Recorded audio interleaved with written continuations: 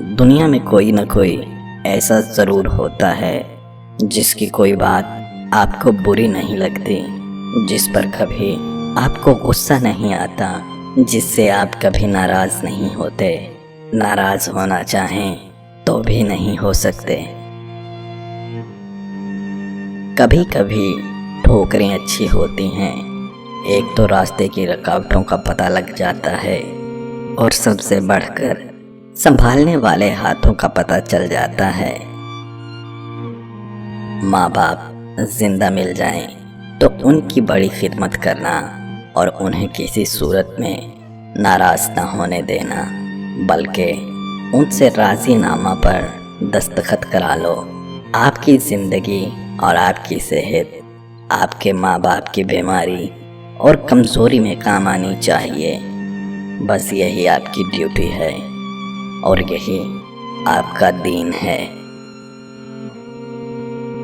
ایسے لوگوں کو اپنی ترجیحات میں کبھی شامل نہ کریں جو آپ کو تب میسر ہوں جب انہیں کوئی میسر نہ ہو۔ کتابوں کی اہمیت اپنی جگہ، سبق وہی یاد رہتا ہے جو وقت اور لوگ سکھاتے ہیں۔ دل کا سکون لینا ہے تو دل بنانے والے سے رابطہ قائم کرو۔ اپنا غم ہر کسی کو مت بتائیں، کیونکہ ہر گھر میں مرہم ہو نہ ہو نمک ضرور ہوتا ہے۔ مرد اگر ہاتھ چھڑا کر جانا چاہے تو ہاتھ بڑھا کر روک لو، ہو سکتا ہے وہ رک جائے، لیکن اگر عورت ہاتھ چھڑا کر جانا چاہے تو کبھی مت روکنا، کیونکہ وہ ہاتھ چھڑانے سے پہلے جا چکی ہوتی ہے۔ طاقت کی ضرورت تب ہی ہو سکتی ہے جب کچھ برا کرنا ہو، ورنہ دنیا میں سب کچھ پانے کے لیے پیار ہی کافی ہوتا ہے۔ جب زندگی سمندر میں گراتی ہے نا تو وقت تیرنا سکھا ہی دیتا ہے۔ محبت کا دروازہ صرف ان لوگوں پر کھلتا ہے جو اپنی انا، اپنی ایگو اور اپنے نفس سے جان چھڑا لیتے ہیں۔ پریشان ہونے والوں کو کبھی نہ کبھی سکون مل ہی جاتا ہے، لیکن پریشان کرنے والے ہمیشہ سکون کی تلاش میں ہی رہتے ہیں۔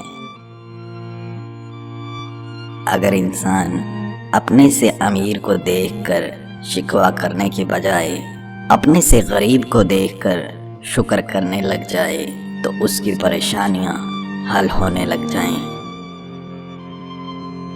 گھر کے اندر جی بھر کے رو لینا، پر دروازہ ہمیشہ ہنس کر ہی کھولنا، کیونکہ لوگوں کو جب پتہ چلے گا کہ آپ اندر سے ٹوٹ چکے ہیں تو وہ آپ کو لوٹ لیں گے۔ یہ جو دکھ ہوتے ہیں نا بہت ضروری ہوتے ہیں، یہ ہمیں پھر اسی درجہ پہ لے جاتے ہیں۔ وہیں رب کے پاس جیسے بچہ چوٹ کھا کے اپنی ماں کے پاس بھاگتا ہے نا، بالکل ویسے ہی ہم بلبلاتے ہیں اور اللہ کی طرف رجوع کرتے ہیں۔